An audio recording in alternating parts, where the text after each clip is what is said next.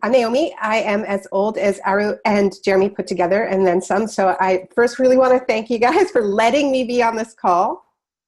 I'll share my wake up about climate change. It was 15 years ago. I was in New Orleans. It was partially underwater after Hurricane Katrina broke through the levees that had been neglected after years of government neglect and warning. The city was under military occupation. Developers were already cooking up plans to privatize the school system, demolish public housing, and Fox News was calling African Americans who were going out looking for water and diapers to take care of their families looters. And white supremacists were roaming the streets looking for people to shoot. And that is when I realized that under our current brutal economic system, climate change doesn't just mean things getting hotter and wetter, though it does mean that. It also means things getting meaner and crueler. That is what happens if we just stay on this course. And when we think about Trump and the kind of State of the Union address he's going to give tonight, drumming up fear about immigrants and the wall, we are already seeing that crueler world, even if they claim they deny climate change. So that is the peril of our moment as I see it. But having covered my share of events like Katrina, I've also seen that facing crisis brings out the best in regular people who come out to take care of each other, take care of their neighbors, to really try to solve problems together. And that to me is the promise of what all of you have created, the promise of the Green New Deal. So Sunrise was founded around a year and a half ago. In June of 2017, when a group of 12 young people realized that the climate crisis was looming over them and that our politicians remained frozen in inaction. Our generation knows that climate change is happening. We see it happening before our very eyes. And the thing is, we know that the solutions are out there as well, that technologically the price of renewable energy is plummeting, and that efforts like the Green New Deal show massive popularity and massive potential for real transformative action. But as we all know, for decades, action has not happened. Why? Because fossil fuel billionaires and corrupt politicians have bought out every level of our government. They have actively unseated politicians who call for climate action. They have dropped millions to defeat statewide climate initiatives, and this is all part of a decades-long strategy of denial. And as of 2 years ago, they even succeeded in putting a billionaire climate denier into the highest political office of this country. So Sunrise was founded on that knowledge. It was founded on the knowledge that fossil fuel billionaires have a stranglehold on our democracy. We knew that under the current political system, we had no hope of stopping climate change, because we knew that stopping climate change would take massive government action. It would mean transforming our agriculture, transport, and energy systems, massively investing in communities hit first and worst, and so much more. And we knew that meant we had to build enormous political and public power in order to have power at the highest levels of government and to have power that swept this country. So that is the core of what Sunrise is doing right now. We are building power. We're building people power, a vocal, active base of public support. That's who drives our campaigns, who knocks on our doors, who tweets at their politicians, and who shows up at their offices. And we're also building political power, which is a critical mass of enthusiastically supportive public officials.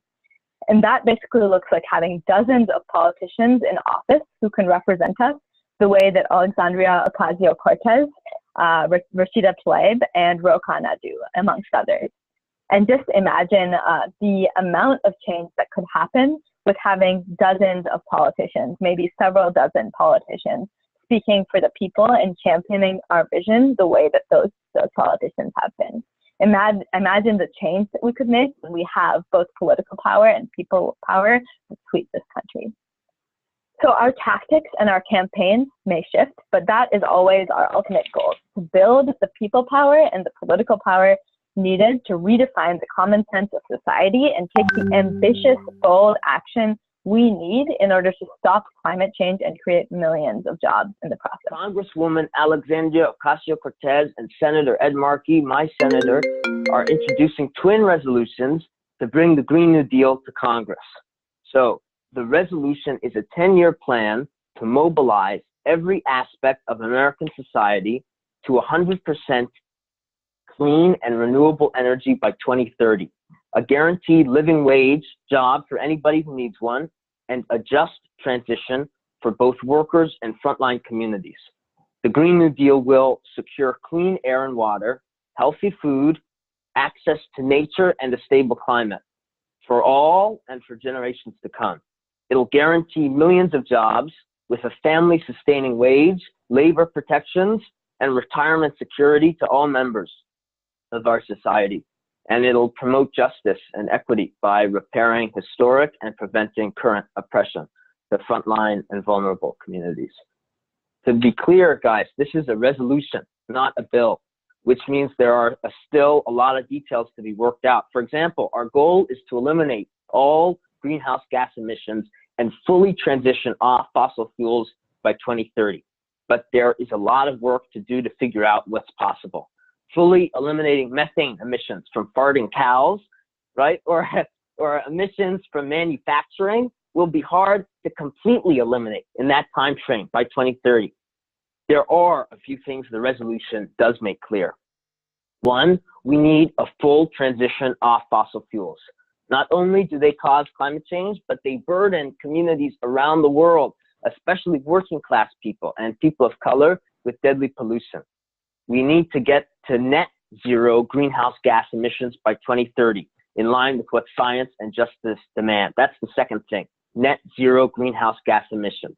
That means eliminating nearly all greenhouse gas emissions and then planting lots of trees and restoring our ecosystem to achieve net zero emissions. Cool. When it is introduced, this will be the most ambitious climate policy and perhaps the most ambitious economic policy in our lifetimes. Definitely mine. I'm 18. It's the first that puts forward a vision to build a new economy that moves beyond fossil fuels and ensures that everyone, no matter where they live or the color of their skin, have access to clean air and water and a stable climate. This resolution will serve as a litmus test for candidates all over the country, including people running for president. It will tell us who is and who isn't serious about transforming society in line with science and justice. And we know the difference between a serious commitment and empty words is the difference between life and death for our generation. It is so, so real. But here's the thing. Resolutions like this are introduced into Congress every day, and many members don't ever hear about the resolutions, let alone hear anything from constituents about it. But, and here's where we come in, if every representative gets 20 or 50 calls from constituents and there are 30 or 75 people at their district office, they will take notice. And that's how we're going to send shockwaves through the halls of Congress.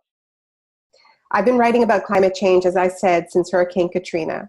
And in 2014, I published a book called This Changes Everything, which was laying out the argument for why responding to the climate crisis gives us a once-in-a-century opportunity to transform our world for the better. And that book was drawing on organizing and intellectual work that was happening all around the world in the climate justice movement. Many people realizing that the scope of the response to this crisis creates this opening to change our world on many different fronts, to battle economic inequality, racial injustice, gender injustice, to change everything. And I started that book with a quote from a young Bolivian climate negotiator named Angelica Navarro. And she was calling for what she described as a Marshall Plan for planet Earth. And I was talking to her about that actually in 2008. So that gives you a sense of how long something like a Green New Deal has been at the forefront of the climate justice movement. But something was missing. And what was missing was a critical mass of lawmakers in the wealthiest countries in the world willing to actually do anything like it. Instead, we lost decades to gentle market mechanisms, complicated cap and trade schemes, a few, this won't hurt a bit regulations, and all the while, even the most progressive politicians, or self-described progressive politicians, approved new oil pipelines, vast new fracking fields, new coal mines, and handed out huge numbers of new fossil fuel leases. And not surprisingly, global emissions soared. And then we got Trump. And that was really scary to anybody who understands climate science, because what anybody who understands climate science knows is that we simply can't lose 4 years. We can't go backwards. And this is what is so exciting to me, and what provides so much needed hope about the Green New Deal, is that it means that we aren't losing these 4 years, right, which we're already halfway through. It means we're going to make use of every second by planning, organizing, and doing everything that we need to make sure there is maximum buy-in from the largest numbers of people, that it is truly, that we have a plan that is truly informed by frontline movements, and I think we have a ways to go before we get there, but that we spend these precious years before 2021 doing that work, learning from the best practices in cities and states, and getting ready to have a government that could actually implement it at the federal level. So the thing to understand about the Green New Deal framework for me, and as I said, I don't think we have the full framework yet, is that it really would be the first time that we're presented with a plan for tackling the climate crisis that matches the scale of the crisis. For so long, we have been told that we have this apocalyptic problem, and then we're given these very minor things that are going to happen in the face of it, and it just doesn't add up. And I think people realize that. So we have this plan to not only get to 100% renewable energy, but to do it in a way that makes the lives of the most vulnerable people in the economy a whole lot better as soon as it rolls out. It shows us that if we can help people have the courage to really look at this crisis in the face, and as we know, there are a lot of people who aren't yet ready to look at it, then what they will see is that the changes required to rise to this challenge can be a catalyst to transform our society at every level, in all kinds of ways, including to repair and redress centuries-old and very current crimes against African Americans, Indigenous people, women, migrants, and more. So that is the real promise of a Green New Deal. Not just that it would allow us to avoid the apocalyptic future that we're all so afraid of, but that it opens up the chance to build a beautiful present, that we can do that together. And so we aren't just telling people, avoid this scary thing. We're saying, join us and build something beautiful that is going to make your lives better right now. This is the game changer of having people in Congress like Alexandria Ocasio-Cortez, Rashida Tlaib, Ilhan Omar, Ayanna Pressley. They're there not just to practice the art of the possible. They're there to change what's possible, and we are already seeing how they're able to do that with their boldness and to fight for that. But you are all on this call, I think, because you understand that this cannot be all about them. That is how we lose. There is a very famous story that some of you may have heard about FDR, the man who rolled out the original New Deal. It's a story about a meeting that he had with a civil rights leader, and there are many different versions of this story. But the civil rights leader was telling FDR about the law that he thought that he should introduce. And he made the case for it, and he said why it was going to make things better and why it was the right thing to do. And FDR replied, that sounds great. Now go out there and make me do it. So whether or not it happened exactly like that, I think there's a lot to learn from that, because what's absolutely true about the original New Deal, which did incredible things like electrify huge parts of the country, lead to a renaissance in visual and theatrical arts, create massive numbers of jobs, plant half the number of trees in this country that have ever been planted through the Civilian Conservation Corps. What's important to understand is that it was the result of struggle. People were in the streets. There were general strikes, and people were constantly demanding that the New Deal get better. They were adding to it all the time. And it never was good enough. It excluded many African-American workers. It excluded many immigrant workers. It excluded many domestic workers, overwhelmingly women. But that struggle to make it better and better is what made it as good as it was. So the resolution that you're going to be fighting for isn't perfect.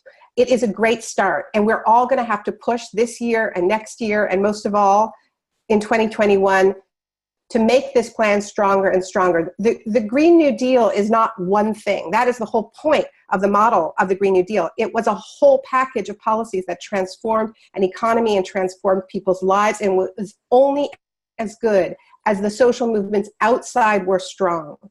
And so if we're not happy with parts of this resolution, what that means is that we have to build a stronger movement. That's all it means. It means we have to organize harder. I believe in you. I believe in us. I believe that we were born for this moment to make them do it, because the alternative is unthinkable.